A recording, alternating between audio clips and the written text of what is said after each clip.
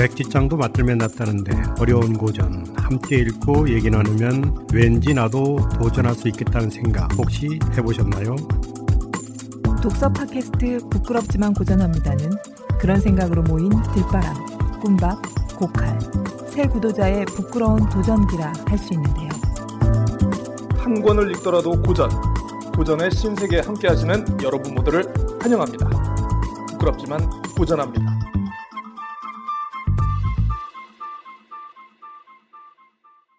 네, 부끄럽지만 고전합니다. 8화 방송 시작하겠습니다. 저희가 지난주부터 영국의 여류 소설가 제인 오스틴의 오만과 편견 다루고 있는데요. 저희 북구고전에서 처음으로 다루는 이 정통 로맨스 소설. 로맨스. 그러니까 저희가 저번 주에 간단한 이제 소설의 개요 그리고 이제 주요 등장 인물 특히 엘리자베스 주인공과 이제 그 주변의 남성들 얘기를 했는데요. 아유 참 제가 마음이 급하다 보니까 두 분 소개를 안 하고 그냥 넘어갈 뻔했습니다. 저희 저 북구고전에 든든한 두 기둥 들바람님과 꿈밤님 함께하겠습니다. 안녕하십니까? 안녕하세요. 네, 안녕하세요. 아유 예, 좀 날씨가 많이 더우시죠? 어떻게 지내고 계십니까? 제인 오스틴의 영화를 보면서 연애란 무엇인가에 대해서 생각하고 지금도 연애 세포가 살아서 움직일 수 있는 여지가 있으시고 그건 아니고 이제는 그런 생각을 했어요. 제가 정말 배우고 싶네요. 그러게요. 그렇게 몰아가지 말고 이 제인 오스틴의 소설이 사실은 이게 신데렐라 영화는 아니잖아요. 그러니까 저는 사실 착각으로 생각했어요. 전에도 얘기했지만 뭐 연애 소설인데 고전이구나 이 정도로 시작을 했는데 쭉 읽고 나면 했더니 신데렐라 영화는 절대로 아니다. 절대 아니다. 절대 아니다. 왜냐하면 이게 이 등장인물의 주인공인 엘리자베스가 상당히 이지적이라는 거. 아하. 결혼을 쟁취하는데 자기 각에 따라서 쟁취했다는 것. 좀 이따 얘기하겠지만 네. 이지적인 여자 좋아하죠. 이지적인 아니야 좋아하진 않아요. 원래 좋아하진 그런 겁니까 않아요. 원래? 원래 그런 것 같은데. 좋아하진 않지. 약간 이지적인 여자를 좋아하는 남성이 어디 있나 이 사람아. 왜요? 근데 내 생각이고 편견이었습니다. 편견이었습니다. 예. 그리고 이제 저번 그 오만과 편견 일부를 정말 씹어 드신 우리 꿈밤님, 꿈꾸는 이 오디오 배우. 이야. 아유, 이 반응 예상하셨습니까? 연습을 했었어야 되는데 연습을 못 해가지고 더 잘할 수 있었는데. 도대체 무슨 생각으로 그러셨던 거예요? 저도 뭐 미모라고 분발하겠- 한 적은 없지만요. 이젠 어디 빼어난 미모라고까지 할 수 있나요? 다 큰딸이 5이나 되는 여자라면 자기 미모야 접어두어야지요. 아니 너무 지금 저 청취자분들 반응이 좋습니다. 참 계속 분발해 주시고요. 네. 앞으로도 이제 작두를 타는 그날까지. 작두를 타는 그날까지. 아무튼 저 청취자 여러분들 이렇게 고생들을 하고 있습니다. 이렇게 뭐 작정하고 하는데 좀 많이 저희가 또 좋아하는 게 또 있지 않습니까? 저희가 뭘 좋아합니까, 여러분? 댓글. 댓글과 또 구독을 좋아합니다. 그리고 좀 아름아름 좀 소개 좀 시켜주시고요. 저희가 이제 저번 방송부터 이제 구독자가 이제 3자릿수가 된 기념으로 좀 더 책임감과 뭔가 좀 사명감을 가지고 소명의식을 갖고 그럼요. 잘 만들고 있으니까 많이 좀 해주십시오. 저희가 그러면 지난주에 이어서 이제 2부 이제 엘리자베스의 주변 인물들 관련해서 얘기를 하고 그리고 이제 이 소설에서 나오는 어떤 주요 포인트들 뭐 좀 얘기를 좀 해볼까 하는데요. 이제 가족을 한번 좀 얘기를 좀 해봤으면 좋겠습니다. 근데 저번 주에 워낙 또 우리 꿈밤님께서 이게 베넷 부인 역을 워낙 씹어드셔가지고 일부를 들으신 분들은 알겠지만 이제 베넷 부인의 성격의 아주 그냥 뭐라고 해야 되나요? 아주 상징적인 게 맨 첫 에피소드에 딱 드러났어요. 그러니까 저는 굳이 이제 뭐 베넷 부인에 대해서 저희가 설명할 필요 없이 베넷 부인에 대한 거는 이제 궁금하신 분은 다시 일부에서 우리 꿈밤님의 이제 베넷 부인 열연 부분을 듣고 오시면은 되지 않을까. 그렇죠. 하나로 그냥 한 단박에 이해가 됩니다. 단박에. 제가 전편에서도 그렇게 말씀드렸는데 여기 이 소설에는 다양한 결혼의 그 모습들이 나오잖아요. 그렇죠. 근데 이 베넷 부부의 베넷 씨는 사실 상당히 나름 지적이고 나름 침착하고 그리고 그 자기의 생각을 정리하고 싶어하는 그런 사람인데 베넷 부인은 아주 현실적이고 약간의 지적인 차이가 있다고 볼 수 있는 맞습니다. 네. 그런데 이 결혼 양식이 그런 형태예요. 뭐 실패한 결혼은 아니지만 부부가 다른 생각을 갖고 있는 사람이 결혼한 형태를 나타내는 것 중에 하나가 이 베넷 부부다. 라는 생각을 하게 그런 돼요. 부분이 있었던 것 같아요. 예쁜 여자라고 생각을 해서 결혼을 했는데 맞습니다. 자기랑 예. 공통적인 관심사도 없고 예. 뭐 이래서 이제 금방 뭐 애정은 식었고 뭐 이런 부분들이 나오는데 남편은 상대적으로 맞습니다. 좀 뭐라고 해야 되나요? 굉장히 별로 안 좋아요. 이런 그러니까 남편도 그러니까 좀 약간 일장일단이 있는데 화끈한 면이 있습니다. 화끈한 면이 그러니까 어떤 부분이냐면 콜린스가 엘리자베스에게 들이댔을 때 아빠가 이제 이런 얘기를 하죠. 이제 야 엘리자베스 이제 너 앞에 좀 불행한 선택의 기로가 놓여 있는데 자 그런데 오늘부터 너는 부모 중에 한 사람과 영원히 남남이 될 수밖에 없다. 네가 콜린스와 결혼하지 않으면 어머니가 널 다시는 보지 않을 거고 너가 콜린스하고 결혼하면 내가 널 보지 않을 거다. 라는 그런 대목이 있었고 그리고 이제 아까 이제 그 부분 이제 꿈마님께서 잠깐 설명을 해주셨는데 이 표현이죠. 예. 네. 그 엘리자베스가 네.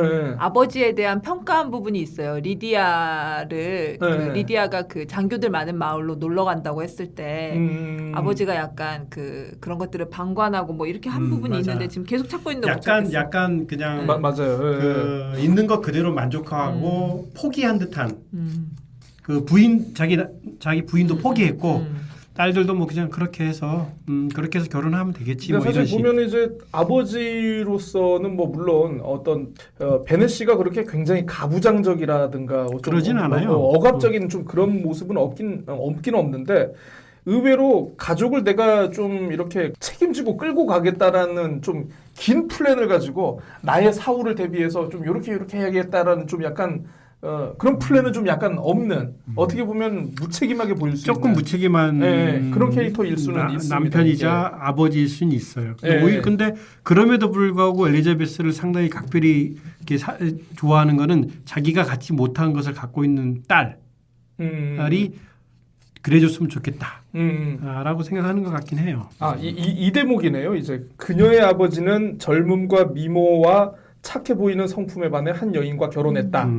그러나 남자들의 눈에 젊고 아름다운 여성은 당연히 온순하고 착하게 보이게 마련이어서 막상 결혼하고 보니 머리도 좋지 않은 데다 마음도 좁고 편협한 여자라는 것을 알게 되었다. 이게 약간 이 소설을 보면 약간 지적으로 격차를 좀 보여주는 것처럼 그렇습니다. 보이긴 한데 네. 이런 결혼도 불행까지는 아니지만 뭐 우리가 생각하는 완벽한 결혼은 아니다라고 하는 한 결혼의 형태로 이렇게 분류할 수 있을 것 같긴 해요. 근데 베넷 부인도 요즘 시선으로 보면은 이게 그렇게 뭐 굳이 뭐 이렇게 뭐 엄마가 이렇게 가볍고 되게 뭐 금욕이 강하고 이렇게 좀 나쁘게만 볼 그런 스타일은 아닌 것 같은데. 아까 누구 연기를 들었을 땐 그런 투가 좀 느껴지긴 했어요.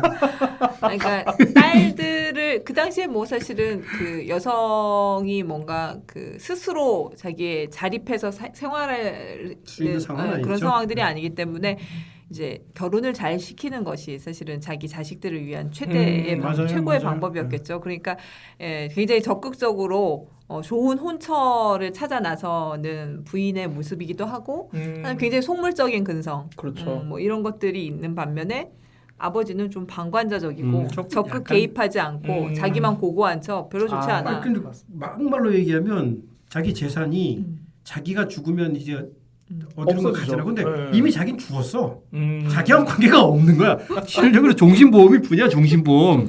그러니까는 그래서 약간 조금 무책임한 느낌도 무책임하죠. 들긴 그러니까, 들더라고요. 예, 그러니까 사실 이제 본인이 먼저 죽어버리면 이제 정말 부인하고 딸들은 진짜 생계를 고민을 해야 되는 상황인데, 그러니까 농담을 합니다. 여보 그렇게 우울하게만 생각하지 마. 내가 당신보다 오래 살 수도 있어. 맞아. 네. 그 대사가 맞아요. 있어요. 그렇게 좀 위안을 좀 삼아. 그러니까 상당히 좀, 무책임해. 말이야 방귀야. 너무 감정이입을 하셨군요. 그렇습니다. 아무튼 뭐 현대적으로 한번 재해석될 필요가 있다. 맞아요. 이 부모들은. 제인 어떠세요? 제인 뭐 어쨌든 비주얼로는 이 오만과 편견에서 일타. 가보부가. 예.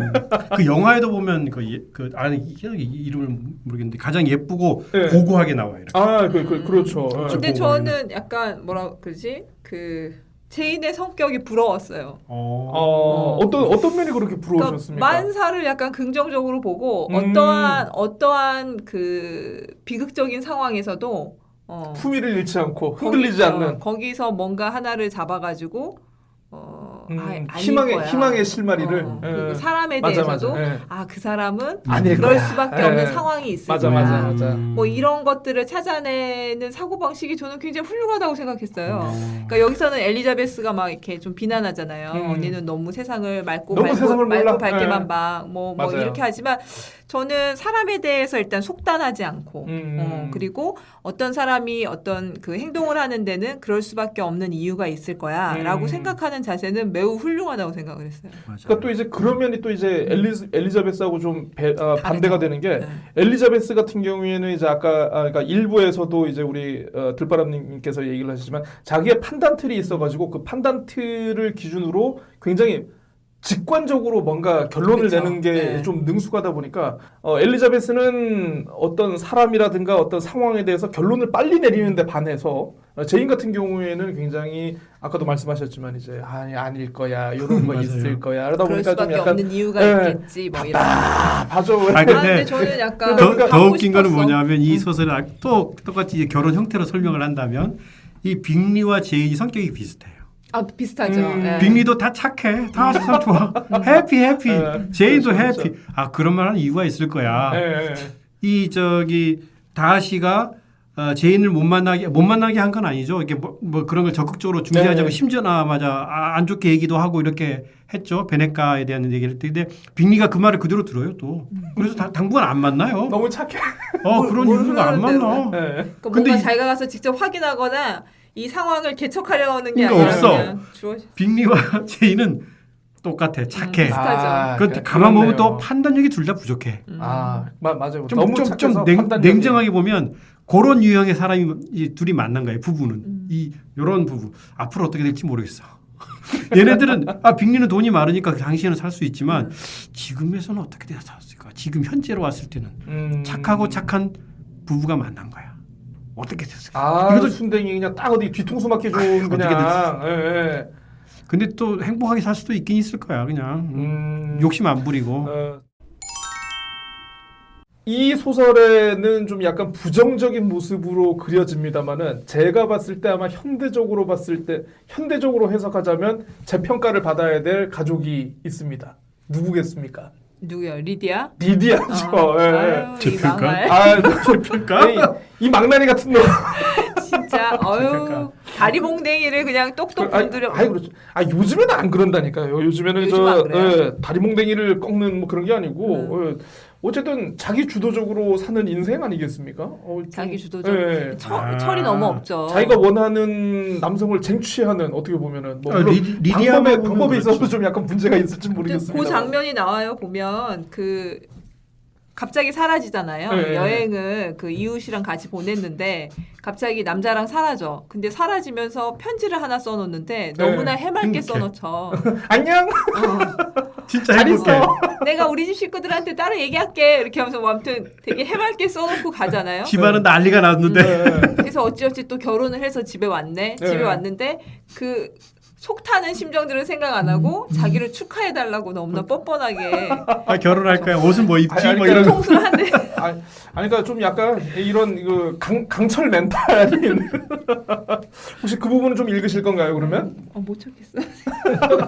큰일 났습니다. 그냥 원래 꿈밤님께서 열연을 펼쳐주셔야 되는데 그러니까. 지금 견출지를 안 붙이셔가지고 본인이 읽어야 될 부분을 지금 못 찾고 계셔. 아니 거기는 별로 대화가 없었어요. 거기. 여기도 보면 이제 우리 그 유명한 위컴하고 리디아의 부부 결혼 형태로 봤을 때 감당이 안 되는 부부잖아요. 이 부부 아니, 끝까지 갈 그렇죠. 것인가? 예. 끝까지 갈까요? 이 부부 어쨌든 굉장히 꽁냥꽁냥 뭐 물고 빨고 하다가 이제 막판에 보면 제가 보기에는 약간, 뉴스에 나옵니다. 뉴스에 나올까요? 뉴스에 나와요. 사기단? 일단 사기. 그 리디아가 예, 예. 야반도주를 한 거죠 사실은. 그렇죠, 야반도주죠. 남자친구랑 예, 예. 그것도 만난 지 얼마 안 된 남자친구랑 그러면서 이제 여행을 같이 간 그 이웃 언니에게 편지를 한 장 남겨놓고 떠나요. 그 편지 내용을 좀 예, 읽어볼게요. 얼마나 알겠습니다. 얘가 철딱선인지를. 아유 또이 꿈밤님의 연기 기대됩니다. 이것도 연습을 좀 했어야 했는데. 해리엇 언니께 제가 어디로 가버렸는지 아시면 언닌 웃음을 터뜨릴걸요? 그리고 저도 언니가 내일 아침 제가 사라진 걸 알고 놀라실 생각을 하면 웃음을 참을 수가 없어요. 전 그레트나 그린으로 가고 있어요. 그리고 언니가 제가 누구랑 있는지 짐작 못하신다면 언니를 바보 멍청이로 생각할 거예요. 왜냐하면 제가 사랑하는 사람은 이 세상에서 하나뿐이고 그이는 천사예요. 전 그이 없이는 행복할 수가 없고 그래서 집을 나가는 게 해로울 것이 없다고 생각해요. 마음이 내키지 않으신다면 제가 갔다고 롱본에 전하실 필요는 없어요. 제가 직접 편지를 써보내면 더욱 놀랄 테니까요. 리디아 위컴이라고 서명해서 말이에요. 너무너무 재밌을 거예요. 웃음이 나와서 편지를 못 쓰겠네요. 프레드에게 오늘 밤 춤추기로 한 약속을 못 지키게 되어서 미안하다고 좀 전해주세요. 모든 걸 알게 되면 이해가 갈 거라고. 다음 무도에서 만나면 기꺼이 같이 추겠다고 말씀해주세요. 롱본에 닿으면 옷을 가지러 보내겠어요. 그렇지만 셀리한테 말해서 짐을 꾸리기 전에 수놓아진 모슬린 가운에 터진 곳을 수선해달라고 해주세요. 안녕. 포스터 대령님께도 안부 전하시고요. 저희들의 여행을 위해 축배를 들어주세요. 언니의 다정한 벗 리디아 베넷.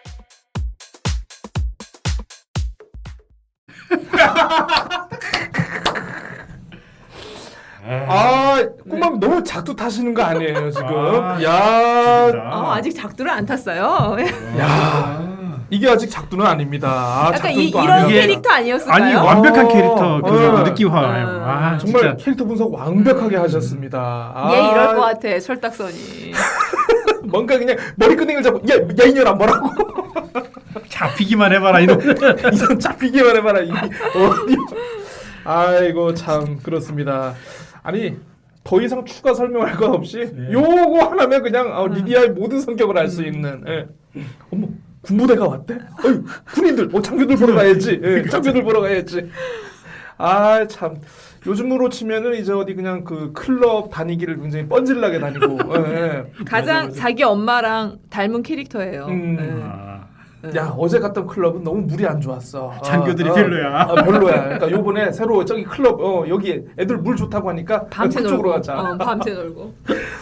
좀 요런 표현이 좀 업체가 있는 것 같습니다. 그러니까 뭐 쉽게 얘기하면 그 이 당시에 어떤 여성의 억눌렸던 자기 어떤 욕망 이거를 이제 뭐 사회적인 어떤 시선이나 요런 것들 규범의 눈치를 보지 않고 뭐 거리낌 없이 이게 그 거리낌 없이 엄청 좋게 설명하는 거고 당시에 이렇게 되면 거의 사회에서 나가는 거예요. 나가는 거예요. 손가락질을 거의 사회에서 나가는 그 가문에서 쫓겨나고 그 사실 여기 보면 이제 그 뒷부분에 보면 이제 리디아가 위컴이 이제 결국은 정상적인 이제 직업을 못 갖게 되니까 리디아가 계속 언니 엘리자베스에게 편지를 쓰잖아요. 편지를 써가지고 직업을 좀 갖게 해달라 이렇게 계속 부탁을 하고 이렇게 하죠. 근데 결국은 위컴은 이제 정상적인 직업을 갖지 못하고 계속 빙빙 돌고 있는 상황이고 리디아는 돈을 얻기 위해서 약간 언니들한테 요청을 하고 우리 착한 엘리자베스는 거기서 약간씩 돈을 주고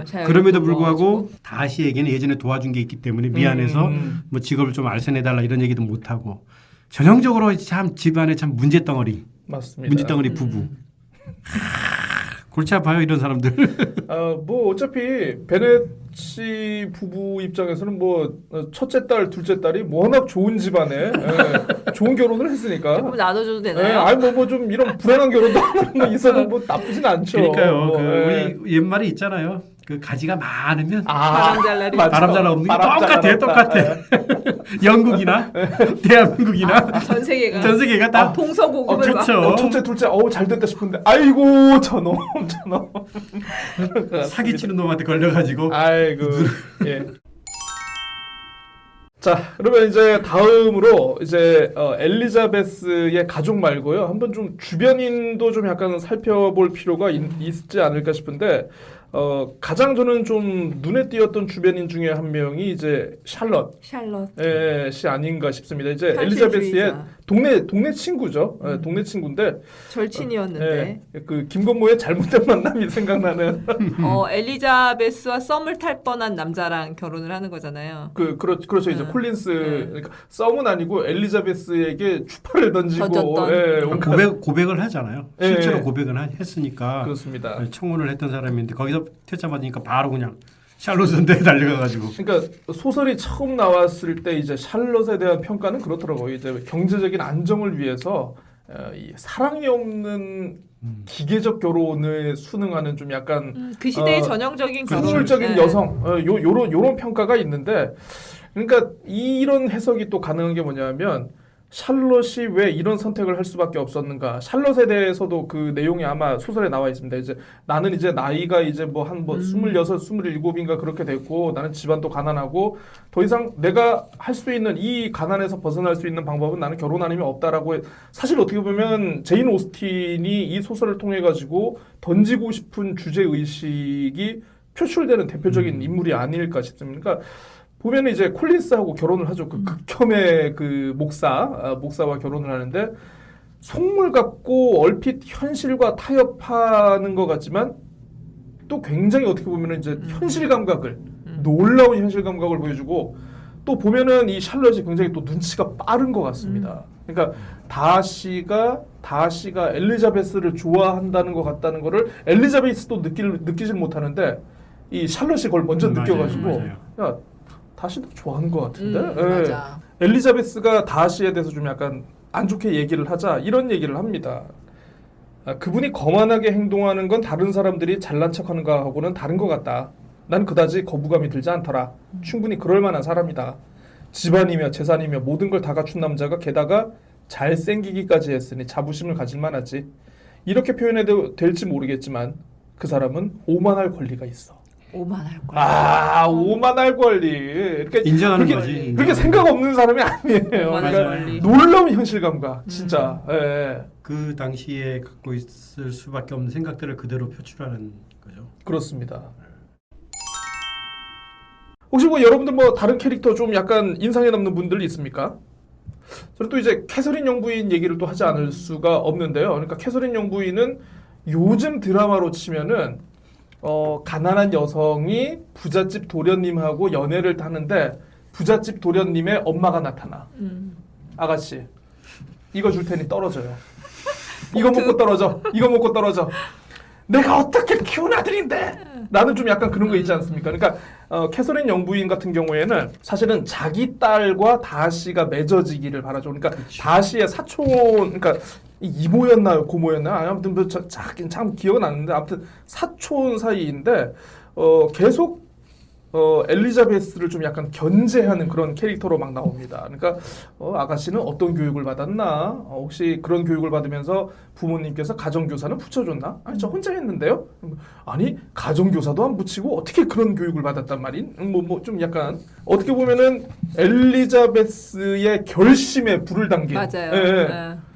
그래, 내가 결심했어. 다시가 좀 마음에 안 들긴 하지만 내가 이 사람 때문에라도 내가 꼭 다시하고 꼭 좀 약간 그런 면이 없지 않아 좀 있는 것 같습니다. 근데 저는 이 사람의 캐서린 부인이 좀 특이한 건 뭐냐면 이 엘리자베스가 사실 이게 그 편견을 갖게 된 것도 아까 뭐 편지, 다른 사람의 말 이런 것 때문에 생긴다고 쭉 했고 대부분의 여기에서 오해나 하는 것들은 이제 편지나 들은 사람의 얘기를 통해서 전개가 되는데 이 캐서린 부인은 직접 얘기를 듣기 위해서 자기가 직접 와요. 네. 그리고 또 굉장한 모욕감을 주죠.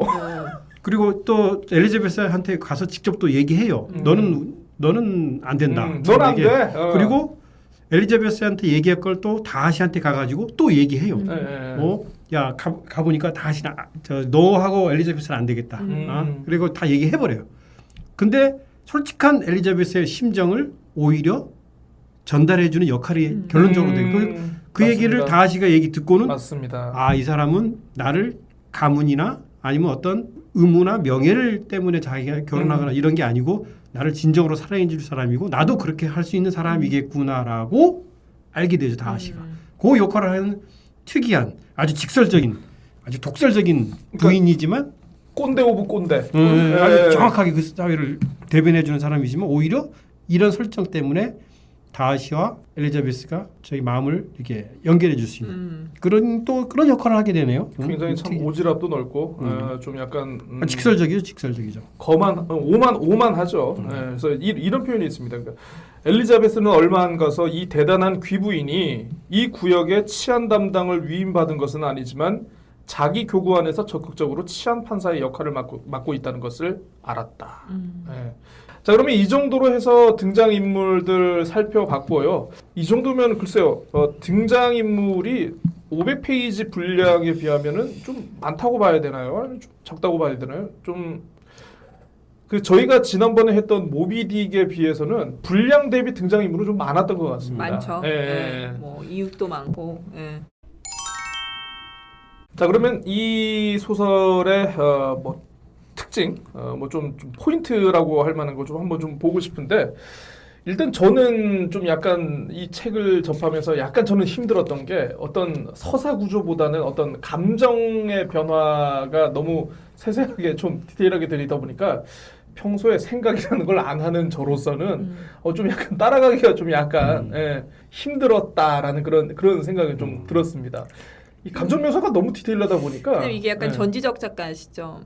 그렇죠. 그래서 너무 이제 다 설명해 주니까 저 사람의 감정 상태, 저런 선택을 하게 된 이유 이런 맞습니다. 거를 그냥 다 설명을 해주잖아요. 그러니까 그런 거는 좀 재미가 떨어지는. 그러니까 가끔 이제 우리가 소설에 보면은요, 그냥 좀 절제미가 있잖아요. 감정을 다 풀어내는 게 아니고 뭐 그런 그 남자는 고개를 숙이고 한없이 그곳을 바라보았다. 뭐 예를 들어서 뭐 슬픔이라든가 그 그리움을 표현할 때, 그러니까 이런 식으로 서술을 하는 게 아니고. 그 감정의 모든 동작 메커니즘을 다 설명을 해주는 거예요. 약간 행간이 주는 상상력을 박탈당한 그런 건 없어요. 여기 보면 딱 나오죠. 이성의 얘기를 이성스럽게 딱 설명을 해줘요.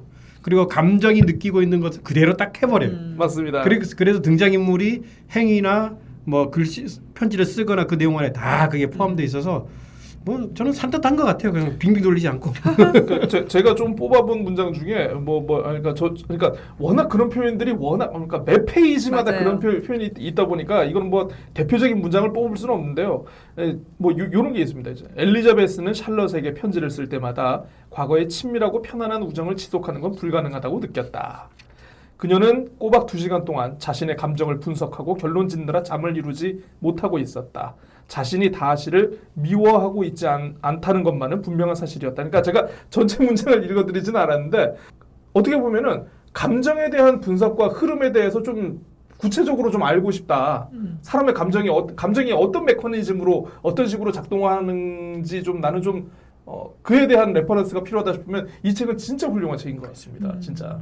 인식하지 못하고 본능적으로 알고 있는 감정을 텍스트로 친절하게 옮긴 그런 책이 아닌가 싶더라고요. 여기 그 분석가들은 그렇게 얘기하더라고요. 이게 전지적 작가 시점과 3인칭 게다가 서간체까지 다 포함되어 있기 때문에 뭐 그거를 자유간접 화법? 자유간접 화법. 이런 표현을 자유간접 화법. 그렇게 해놨더라고요. 그러니까는 아주 그 당시에 편지를 주로 편지체로서는 서간체가 유행했었고 거기다가 또 전지적 소설이 많이 썼었대요. 그러니까 그게 짬뽕된 소설이기 때문에 아마 하고 싶을 때 이런 걸로 쓰고 하고 싶을 때 저걸로 쓰고 이렇게 하면서 감정을 그 제인 오스틴이 자기가 이런 느낌의 감정을 만들겠다 그러면 그냥 바로바로 만들어버리는 그런 것 같아요. 그래서 그런 점에서 하긴 그런 수단들이 감정을 표현하기에 가장 좋죠. 자기가 해버리면 되는 거니까.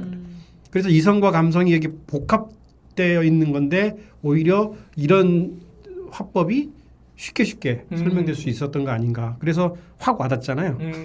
느낌 맞습니다. 이거는 그 엘리자베스가 그 외삼촌 맞죠? 외삼촌 부부랑 그 다하시의 집을 방문하게 되죠. 그러니까 청혼을 받고 그다음에 거절을 하고 그다음에 다하시가 자기를 나가- 변명하는 편지를 보고 맞아요, 보내서 맞아요. 그거를 읽고 난 이후에 가서 이제 혹시 다하시를 마주치게 되나? 근데 없다 그래가지고 마음을 놓고 거기를 둘러보다가 맞아요. 마주치게 된 거예요. 생각지 않게. 그래가지고 굉장히 당황한 일찍 오죠, 일찍. 네. 그 부분이에요. 예.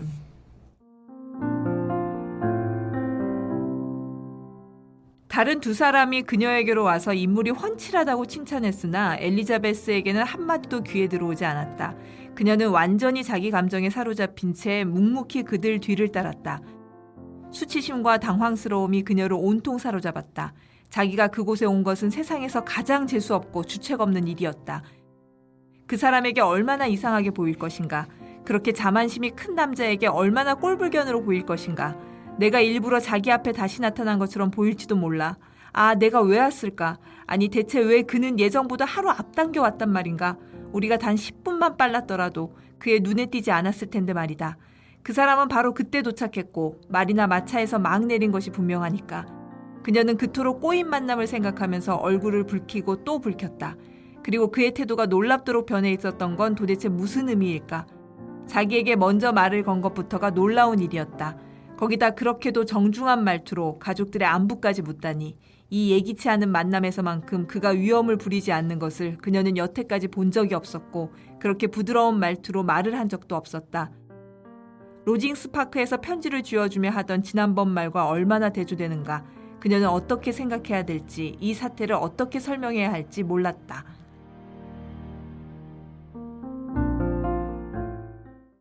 이때부터 이제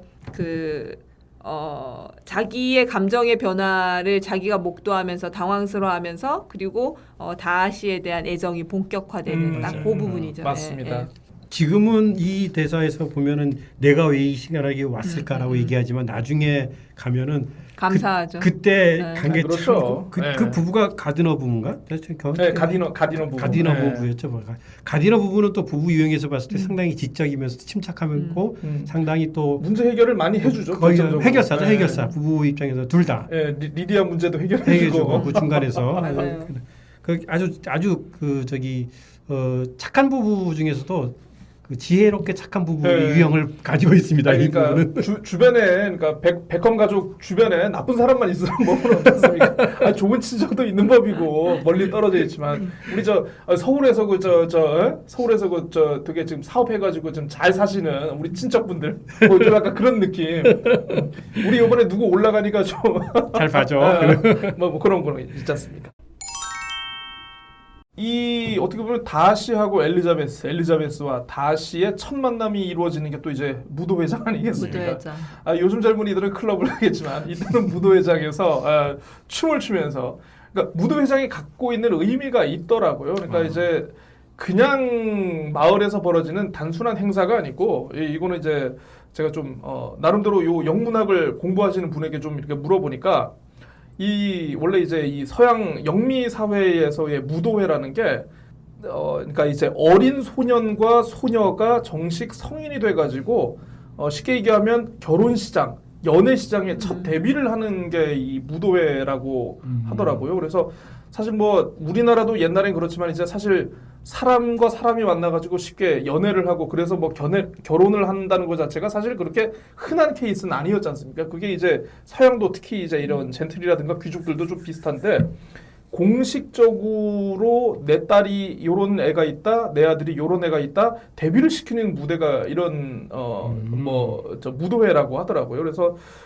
이 장에서 이제 쉽게 얘기하면 정보 교환도 이루어지고 뭐 어느 집 아들, 어느 집 딸에 대한 어떤 평가, 품평도 이루어지고 근데 이게 또 보니까 짧게 끝나는 게 아니고 6시간 정도가 이루어지는 거라고 합니다. 그래서 이제 보면은 이 오만과 평은 본문에도 동틀 때야 이제 끝났다라는 그런 표현도 있어가지고 예, 굉장히 체력이 많이 필요한. 그러니까요. 거기 보면 이제 여기 엘리자베스는 2번인가? 아니 제인이 2번. 제인이 2번, 그러니까 빅리가 이제 제인에게 2번 그 춤을 무도회에서. 추시라고 그러고요. 근데 이 누구는 춤추던가? 리디아는 누구? 엘리자베스 다시가 춤을 못 추죠? 다시가 다시- 춤을 안 추죠. 처음에 네, 때 안 이런 표현이 추죠. 있어요. 다시는 그 당시 그 첫 무도회 때 여자들이 많아서 남자들이 이제 부족한 상황인데도 다하시는 춤을 안 추고 그냥 그렇습니다. 쳐다만 보고 그 오만한 표정으로 네. 이것들이 뭐라면서 노나 이랬다 뭐 그런 게 기억이 나네요. 사실 보면 이제 오만과 편견이 시작된 장소죠. 그죠. 오만과 편견이 시작된 장소. 오만한 놈과 예. 편견이 많은 여성이 그 자리에서 만났고 그 뒤로부터 그걸 맞습니다. 풀어가고 다시 해석하고 오해를 푸는 과정이죠. 예. 예. 자, 다음으로 이 얘기를 한번 좀 해봤으면 좋겠는데요. 저는 깜짝 놀란 게 장자 상속. 아들 중에서도 이제 큰 아들만 아버지의 재산을 물려받을 수 있다는 그런 시스템인데 이게 제가 조사를 해보니까 실제로 영국 같은 경우에는 이 장자 상속이 굉장히 문제가 돼가지고 이게 법이 개정된 게 그렇게 오래되지 않았답니다. 이게 그러니까 심지어 영국 왕실조차 이 장자 상속이 원래 법제화돼 있었는데 이 영국 왕실도 2011년에야 법이 개정돼 가지고 장녀도 상속을 받을 수 있도록 이렇게 됐다고 합니다. 그러니까 보면은 그 옛날에 그 보면은 요런 게 있다고 해요. 이제 각종 동화나 이런 거 보면 이제 백마를 탄 왕자가 공주들에게 구애를 하러 가는 거 혹시 여러분 그 유래를 알고 들으신 적이 있나요? 원래 그런 거 아니에요? 그 왕자가요 장자가 아니래요. 장자가 아니기 때문에 둘째, 셋째, 넷째들이기 때문에 큰 형이 왕위를 승계받게 되면은 자연적으로 영지에서 나가가지고 다른 왕가와 결합을 해야 본인이 생활을 할 수 있다라고 합니다. 그래서 보통 그런 경우에 이제 둘째 이하의 왕자들은 칼부림 나는 거지 뭐. 그렇죠. 칼부림을 피하기 위해서 나가는 거죠. 살기 위해서. 그러니까 그런 게 좀 약간 유럽도 그런 문화가 근데 있구나. 아까 이게 이 글 쓰던 시대 조지 4세라 그랬잖아요. 네. 조지 4세가 남봉꾼이었는데 아들이 없어요. 그리고 부인이 먼저 죽어. 자기가 죽어. 결국은 상속을 못 하니까 형인가 남동생인가 맞습니다. 왕위를 상승해요. 이도 그런데 재산도 아마 그렇게 되지 않았을까 생각이 드네요. 갑자기. 그런 것 같네요. 아무튼 거기 귀족들도 힘들었네. 그러니까 그런 거 보면은 사실 뭐 아까 이제 샬럿 얘기도 했습니다만은 샬럿이 사랑 없이 사랑 없는 결혼을 선택할 수 있었던 이유도 당연히 이 장자상속 원칙 때문에 집안에서 이제 물려줄 수 있는 재산이 아무것도 없었다는 거. 베넷 부인이 항상 그렇게 결혼에 집착할 수밖에 없었던 이유도 남편이 아들이 없으니까. 남편이 일찍 죽었을 경우에. 남편이 죽었을 때 정말 어머니와 누나들을 이 딸들을 부양할 수 있는 아들이 있는 상황이 아니니까 그에 대해서 좀 고민을 가졌던 것 같아요. 서양에서는요 장자라는 개념이 성경에서부터도 가장 중요하기 때문에 아마 그렇습니다. 그게 영원한 과제로 해석될 거예요. 아마 근데 현대 와서는 약간 그게 많이 바뀌었지만 아마 그때만 해도 그렇게 그대로 됐겠죠. 장자만이 오직 법통을 쭉 이어가는 거기 때문에 아마 그게 연결돼 있지 않았을까 이렇게 생각이 드네요. 결혼에 굉장히 관심이 많고 목을 맬 수밖에 없는 거는 주로 남성보다는 여성이 그럴 수밖에 없겠죠. 그러니까 왜냐하면 신분이 낮은 여성인 경우에는 자기가 어디 가정부를 하든 뭐를 하든 뭐 그런 식으로 경제 활동을 할 수 있었는데 이 젠트리 같은 경우에는 그렇다고 그런 직업을 가질 수도 없는 상황이었고 그래서 실제로 제인 오스틴 같은 경우에도 이제 젠트리 클래스인데 이 사람도 이제 자기가 글을 쓰겠다고 했을 때 그나마 이제 글을 쓰는 거는 젠틀리 여성이 할 수 있는 가능한 직업이어서 이 사람은 결혼을 하지 않고도 이게 가능했다라고 합니다. 그럼에도 불구하고 제인 오스틴도 아버지가 돌아가신 다음에는 자기 오빠들 집에서 얹혀 살거나 친척 집에서 얹혀 살거나 그러니까 그렇게 살았던 걸로 봐서는 정말 이 당시 사회가 가지고 있었던 어떤 한정 상속의 피해, 그러니까 가부장적인 어떤 남성 중심의 경제 시스템을 본인 자체도 굉장히 피해를 입은 그런 케이스였고, 그게 또 이제 소설에 반영된 게 아닌가 싶습니다. 근데 사실 이제 결국 그 사회의 얘기를 하게 된다면 이걸 읽으면서 저는 지난번에도 우리가 하다 보니까 1800년대 소설이라든가 작품들을 많이 접하게 되는데. 이걸 읽으면서 얘네들은 젠틀이고 귀족이기 때문에 노동은 안 하잖아요. 근데 똑같은 시대에 똑같은 얘기가 나온 게 그 두 도시 이야기 아. 네. 거기는 이제 하층민의 얘기가 나오죠. 그렇죠. 그리고 혁명이 일어나고 때는데 사실은 이 젠트리들 때문에 혁명이 일어나고 그 젠트리들을 맞아요. 타도하기 위해서 네. 그 당시 민중들이 이제 봉기하고 이렇게 맞습니다. 나누는 건데 뭐 그런 걸 딱 대비하면 뭐 이 사람들도 쉽지 않았지만 밑에 있던 민중들도 쉽지 않았고 참 먹고 사는 게 다 힘들어요. 너무 들이뭉실하게 말문이진다 이게. 편지 얘기를 하지 않을 수가 없습니다. 그러니까 사실 이 소설 전체적으로 걸쳐서 저희가 아까도 중간에 얘기는 한번 했습니다마는 편지라는 도구가 차지하고 있는 굉장히 그 어떤 무게감 이게 굉장히 좀 큽니다.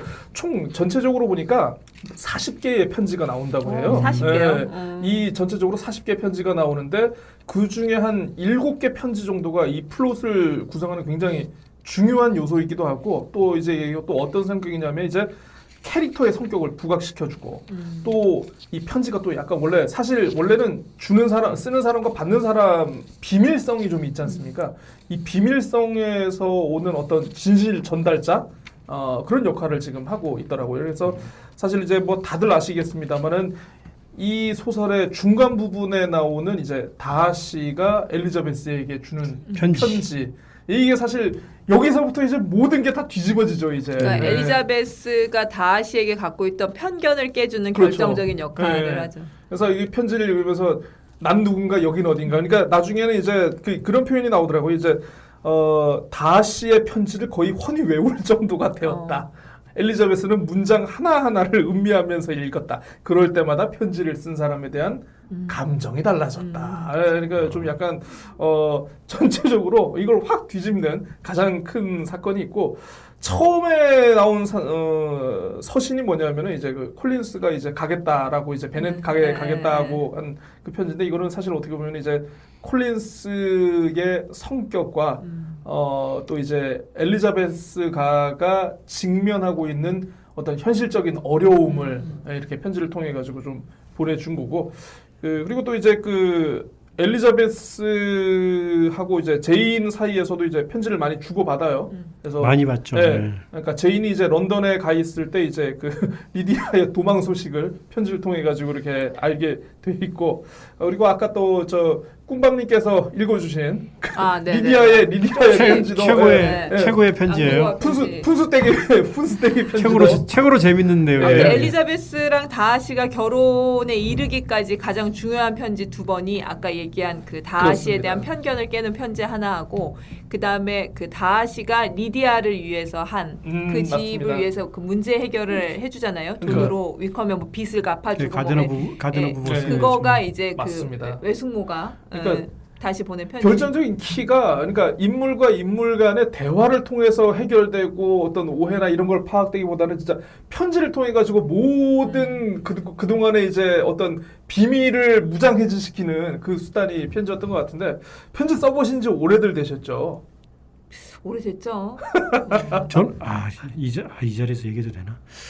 저는 사실 우리 집사람하고 자주 쓰시나 봐요. 편지를 했었어요. 편지를 교회 오빠라 그렇구나. 아우야. 나는 서울에 있었고 우리 친구는 여기 제주에 있었는데 그 편지를 주고 받았어? 4년 동안 편지를 엄청 엄청 썼는데 그 집이 지금도 있어. 오. 근데 가끔 보는데 나 뜨거워가지고 네. 화끈화끈하고 이건 거의 뭐 그렇구나. 지금 생각만 해도 내가 얼굴이 뜨겁네. 공개가 되나요? 아유. 그래서 공개가 되는 건 아니고 집사람이 최근에 그 얘기를 하더라고요. 그거 한번 책으로 써봐. 편지를 주고받은 편지. 미쳤냐? 이거 쓰면 난리나. 쪽팔려서 죽어버려. 복만대 감독이 좋아하시면 되는가요? 어쨌든 간에 편지 얘기 나오니까 갑자기 얘기하는데 편지는 썼었어요. 그런 의미에서 연애 편지. 대학 때까지는 쓰신 거네요. 그렇지. 대학 때 내내 쓴 거지. 그거는 멋있다. 이게 딱 모아서 갑자기 그렇군요. 편지 얘기하니까. 저는 이제 군대 이후로 써본 적이 없어가지고. 근데 편지를 쓰고 싶은 생각이 좀 들긴 들었어. 우리 아들 군대 갈 때 한번 써봐야지 했더니 이 카톡 때문에 안 되더라고. 나 학교 다닐 때 내 친구들 남자친구한테 보낸 편지 제가 대신 써줘가지고 우유 대피를 같은 거 하셨군요. 받아 먹고 뭐 이랬어요. 그래? 우리 아버지는 우리 어머니는 우리 아버지를 편지 이렇게 왔다 갔다 전달해 주는 사람으로 하다가 만났다 그러던데. 오. 아무튼 편지, 야. 의외로 편지가 이렇게 사건을 만들기도 하지만 해결도 하는구나. 재밌네 편지 얘기 갑자기 하니까. 아이고 그렇네요. 재밌는 에피소드가 되네 진짜. 저희가 2주에 걸쳐서 오만과 편견. 네. 예. 사실 이게 로맨스 소설해가지고 그렇게 할 얘기가 많이 있을까 싶었는데 이게 또 막상 하다 보니까 이게 참 우리가 수다스러운가? 예. 아니 그게 저희가 아니라 셋 다 수다스러운 아니 건가? 의외로 처음에 제가 얘기했잖아요. 이거 연애 소설, 이거 결혼 소설이야라고 제가 읽었다고 했잖아요. 근데 읽고 나서 이게 쭉 보니까는 그래 이런 우리가 그동안 얘기했던 것 때문에 아마 고전이고 사랑을 받는구나. 지금도 모든 드라마의 내용은 이 안에서 다 있는 것 같아요. 지금 나오는 현대 드라마나 그렇습니다. 소설도 오해와 오만과 편견과 그 사람에 해결과. 대한 어떤 선입견이 주는 사랑과 그런 그런 게 다 있는 것 어리석음, 같아요. 이상과 감정이 다 포함되어 있는. 여러 가지를 좀 생각하면. 저는 이제 꿈밤님께서 이 선정해주신 이번 4번째 책을 읽으면서 그 생각을 들었습니다. 그동안 나의 독서력이 너무 편식이 심했구나. 왜 사람의 그 심리와 이 감정선에 대한 기본적인 탐구를 나는 해보지 않았을까. 많이 책망을 하면서 아니 저는 약간 그 엘리자베스의 캐릭터를 보면서 좀 자기 반성을 했어. 그러니까 뭐냐면 그러니까 우리가 그 기사를 이렇게 취재하고 막 이러니까 사실은 그 빠른 시간 안에 빨리 판단하는 게 길들여져 그렇죠. 있잖아요. 예. 그래서 저널리즘 하는 사람들은 어쩔 수가 없어. 어떤 사안을 볼 때 되게 빨리 판단해야 되는 거. 이게 이제 하다 보면 사람에 대한 것도 굉장히 빨리 판단하려고 하는 경향이 짙어져요. 맞습니다. 예. 편견입니다. 그러니까 약간 얘를 보면서 나를 반추하게 되는 거야. 죄인이 되고 싶은 거야? 제인의 그런 면을 좀 닮아야지. 그리고 약간 좀 이렇게 비관적이잖아 우리가 또. 그렇죠. 맞아. 제인의 아니 긍정명이 그 사람 행동 그럴 수밖에 없는 이유가 우린 그런 생각합니까? 그렇게 하면 반성하세요. 기사가 안 됩니다. 그렇죠. 그렇게 하면 기사가 안 됩니다. 그렇게 하면 기사가 안 나옵니다. 예. 뭐 약간 반성하는. 네, 맞아요. 우리가 살면서 오만한 경우도 많이 있고, 왜냐하면 자기가 갖고 있는 프레임에 따라서 모든 걸 보면 맞습니다. 그런 것도 있고 편견도 마찬가지인 것 같아요. 여기 보면 우리가 제목을 왜 오만과 편견으로 했을까 이런 생각이 들긴 하는데 이게 인간의 감정이 이 오만하고 자만스러운 것들 그리고 그 오만과 자만을 또 보는 편견들 이런 것들을 다 이 책에서 넣으면서 맞습니다. 제목을 달았던 거 아닌가 생각들 정도로 재밌게 읽었어요.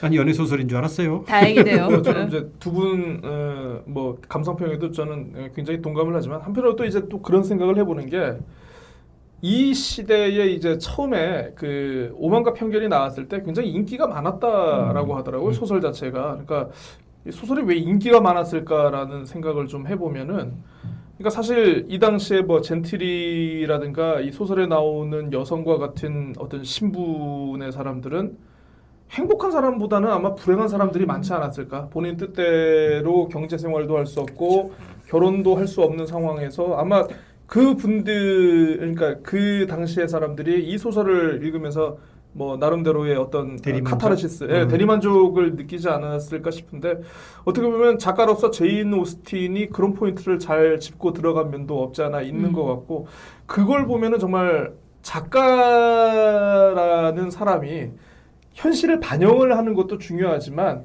자기가 그걸 반영을 어떤 식으로 하는가라는 어떤 방향성도 좀 굉장히 맞아요. 좀 중요하다는 네, 그런 그런 생각을 많이 해가지고 참 너무 젊은 나이에 요절을 한 게 참 약간 아깝다라는 그런 생각이 들고 어쨌든 이 감정의 흐름과 관련된 네. 책은 힘들지만 그래도 할 말은 굉장히 많은 것 같다 그런 생각이 들더라고요. 예. 이렇게 또 우리가 한 권을 씹어 삼켰습니다.